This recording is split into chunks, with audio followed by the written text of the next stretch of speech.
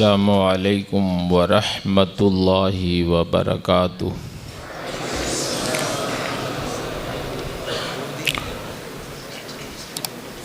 نحمدہ ونصلی علی رسولہ الکریم،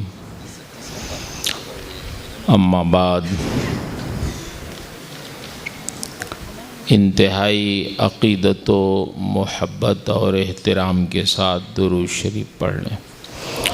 اللہم صلی علی سیدنا و مولانا محمد معدن الجود والکرم والہ وبارک وسلم۔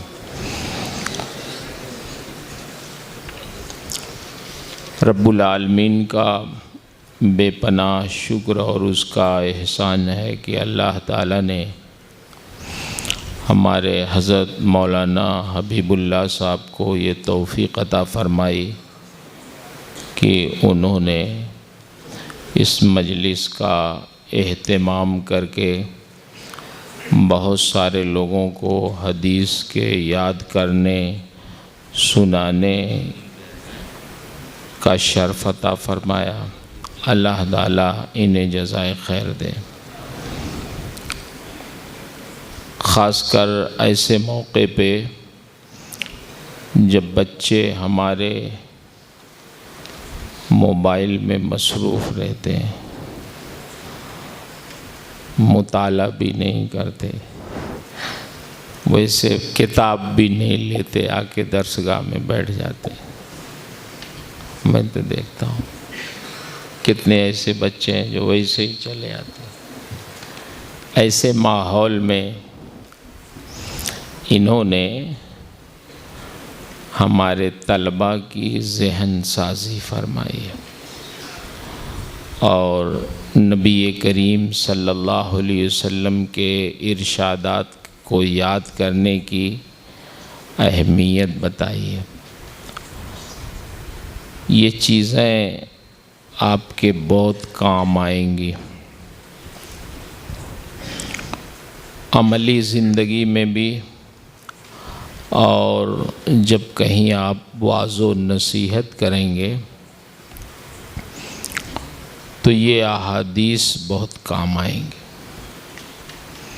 عام طور سے لوگ قرآن حدیث تقریر میں نہیں سناتے، ادھر ادھر کی ایران توران کی سناتے۔ بہت پہلے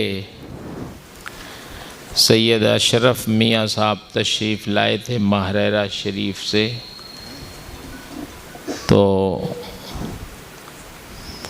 انہوں نے کہا کہ بمبئی میں ایک بار شاید تھانہ میں ایک جلسہ ہوا، تو شاید ان کی سرپرستی یا صدارت میں تھا، تو وہ بیٹھے تھے۔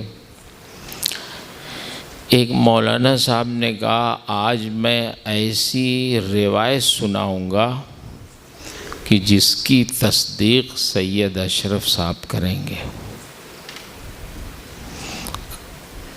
کیونکہ یہ اعلیٰ حضرت کو ان کے خاندان والے بہت اچھی طرح جانتے ہیں۔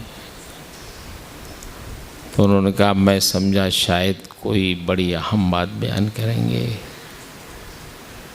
انہوں نے شروع کیا کہ وہ بریلی میں جب اعلیٰ حضرت باحیات تھے تو تھانوی صاحب اپنی اہلیہ کے ساتھ آ گئے، تو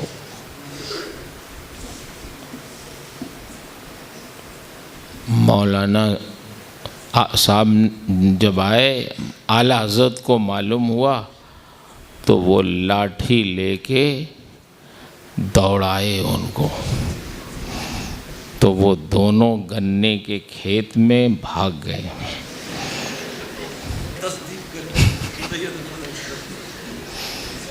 تو اعلیٰ حضرت کے ساتھ جو لوگ تھے انہوں نے کہا حضرت اب واپس چلیے، اب بھاگ گیا ہے اب آئے گا نہیں۔ تو اعلیٰ حضرت واپس ہو گئے۔ تو تھانوی صاحب کی بیوی نے کہا کہ مجھے تو بریلی جانا ہے، وہاں کا جھمکا بہت مشہور ہے، وہ خریدنا ہے۔ تو تھانوی صاحب نے کہا کہ خان صاحب کی لاٹھی تم نے نہیں دیکھی؟ کہا کہ اتنا جب انہوں نے کہا مولانا صاحب نے، خطیب صاحب نے، تو سید اشرف صاحب نے فرمایا میں کھڑا ہو گیا اور گریبان پکڑ کے کھینچ کے میں نے کہا اسی کی تصدیق تم مجھ سے کروانا چاہتے ہو؟ ہیں؟ بولو، اعلیٰ حضرت کو تم نے لٹھ باز سمجھا تھا کہ سب کو لاٹھی لے کے دوڑاتے تھے؟ یہی تم بیان کرنا چاہتے ہو اور مجھ سے اس کی تصدیق چاہتے ہو؟ تو جب آپ کے پاس علم رہے گا، قرآن پڑھیں گے، حدیث پڑھیں گے، تو یہ سب فالتو باتیں نہیں کریں گے، جس کی نہ کوئی سند ہو، نہ سر ہو، نہ پیر ہو، کہاں وہ جا رہی ہے، کس کی توہین ہو رہی ہے۔ تو ایسے ایسے بھی خطیب ہیں۔ قرآن پڑھیے، اور یہ احادیث کریمہ جو 40 آپ نے یاد کی ہیں، تو امام نووی نے اس میں قریب قریب اکثر عنوان کی حدیثیں جمع کر دی ہیں۔ بہت سارے محدثین ایک ایک موضوع کی حدیثیں عنوان کی 40 جمع کرتے تھے، لیکن انہوں نے مختلف عنوان کی جمع کر دی ہے، اور یہ صحابہ کی سنت ہے یاد کرنا۔ صحابہ کرام تو آج جو آپ کو آسانیاں ہیں وہ نہیں تھیں، ہجرت کر کے آئے تھے، آپ نے سنا ہوگا، پڑھا ہوگا، کام بھی کرنا رہتا تھا ان کو، تو باری لگائے رہتے تھے۔ ایک دن ایک صاحب حدیثیں سنتے تھے سرکار سے، اور دوسرے صاحب کام پہ جاتے تھے، دوسرے دن وہ آتے تھے تو یہ رات میں وہ ساری حدیثیں ان کو سنا دیتے تھے، اور وہ دن میں پھر سنتے، ان کو سناتے، پھر رات میں ان کو سن کے سناتے۔ اتنی اہمیت صحابہ کے نزدیک حدیثوں کی تھی، تب یہ احادیث کریمہ ہم لوگوں تک پہنچی ہیں، بڑی بڑی مشکلات سے پہنچی ہیں۔ اس کی لمبی داستان، ایک ایک حدیث کے لیے لوگوں نے مدینے سے مصر کا سفر کیا، ایک حدیث کے لیے مصر کا سفر کیا۔ کہاں مدینہ منورہ ہے، کہاں مصر ہے، آپ دیکھیے نقشہ اٹھا کے، کم سے کم میں سمجھتا ہوں 1 مہینہ لگ جائے گا اونٹ سے جانے میں، اتنے دور کہاں، افریقہ میں مصر، اور پھر مدینہ شریف کہاں۔ تو یہ بڑا اچھا کام ہوا۔ اس سے پہلے بھی مولانا صاحب نے میرے خیال سے حدیث ہی کی مجلس مکٹھا کی تھی، ہاں، اس کے پہلے قاری صاحب نے ایک قرات کا مقابلہ کروایا تھا یہاں، تو کافی دن ہو گیا۔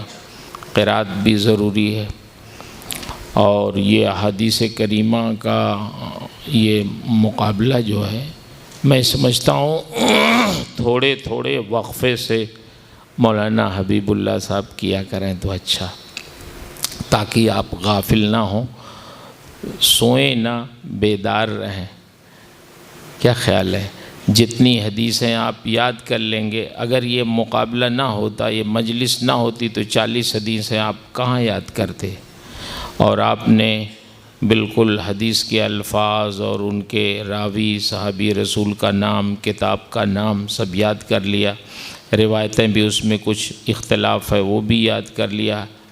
تو اس طرح اگر 40 حدیثیں آپ یاد کر لیں تو انشاءاللہ آپ کے پاس ذخیرہ ہو جائے گا، اور حدیث جب آپ پڑھیں گے کہیں بھی کسی مجلس میں، تو آپ کی زبان میں اللہ اثر پیدا فرما دے گا۔ ادھر ادھر کی باتوں سے وہ اثر نہیں ہوتا جو اثر قرآن اور حدیث پڑھنے میں ہوتا۔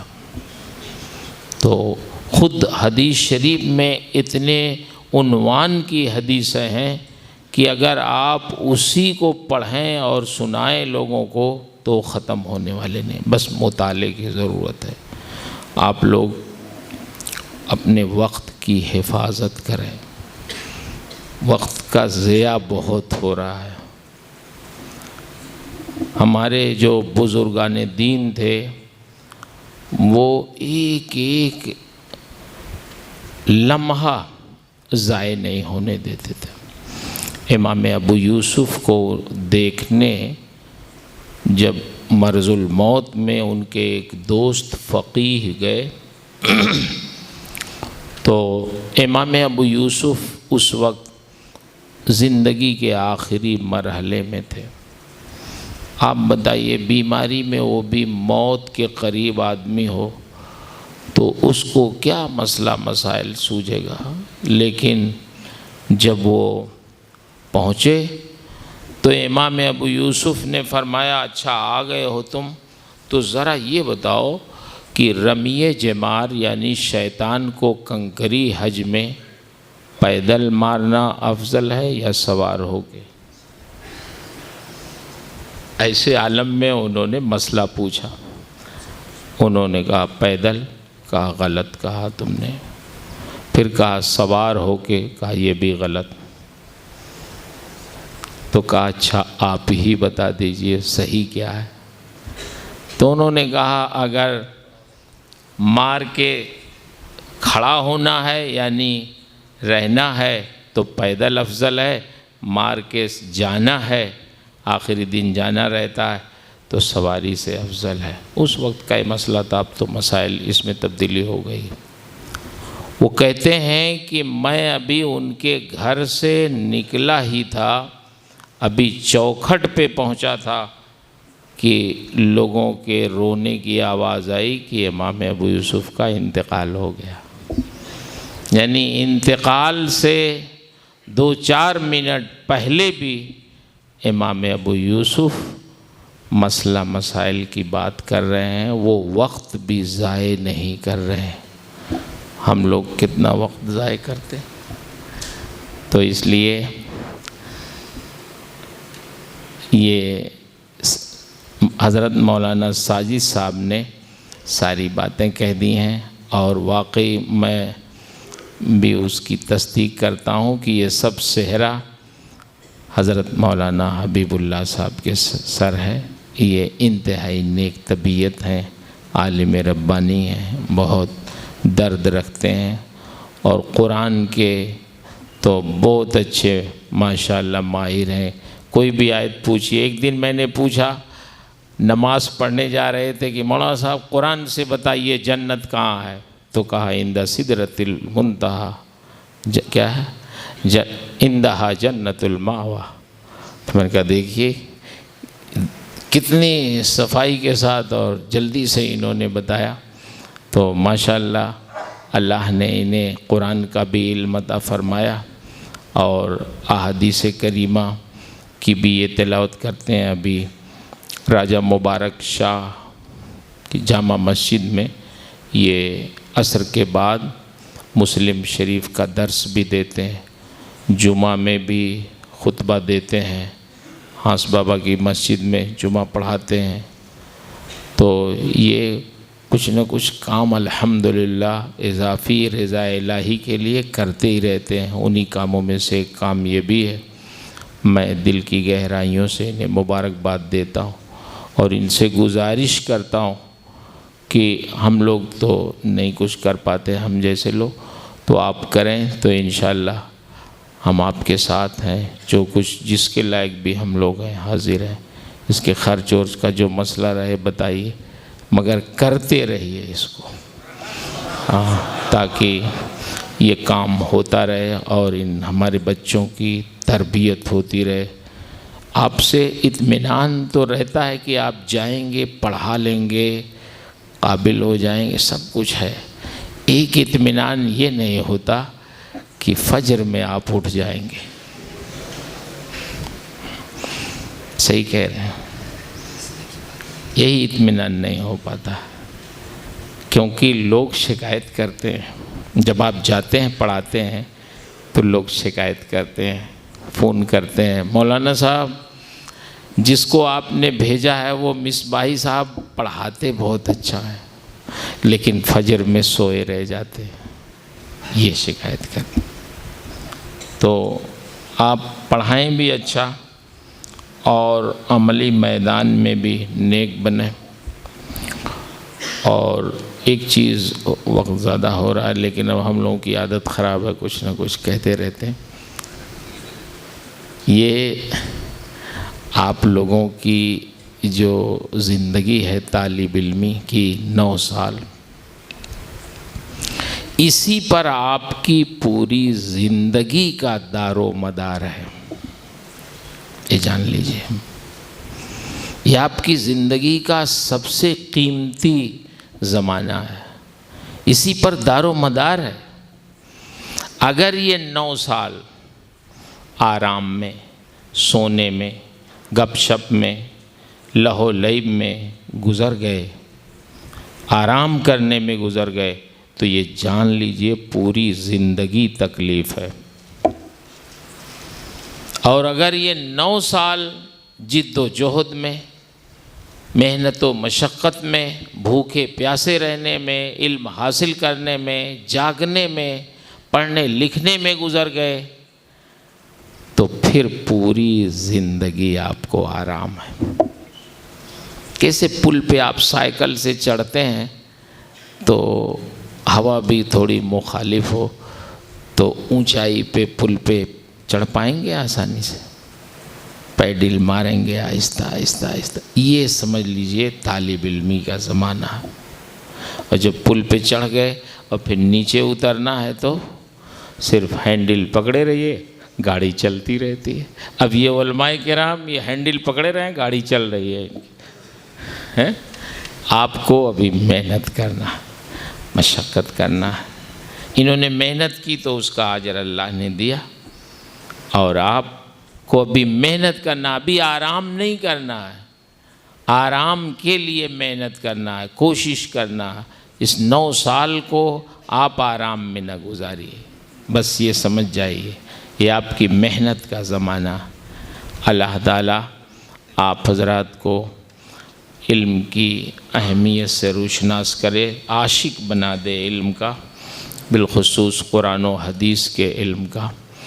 اور جو امیدیں آپ کے والدین نے آپ سے لگائی ہیں، امت مسلمہ نے لگائی ہے، آپ کے ادارے نے، آپ کے اساتذہ نے آپ سے امیدیں لگائی ہیں، اللہ اس کو پورا کرنے کی توفیق عطا فرمائے، آپ کو نیک بنائے، آپ کو کامیاب کرے، اور آپ کو، ہم سب کو اپنے وقت کی قدر و قیمت کی توفیق عطا فرمائے۔ السلام علیکم ورحمۃ اللہ وبرکاتہ۔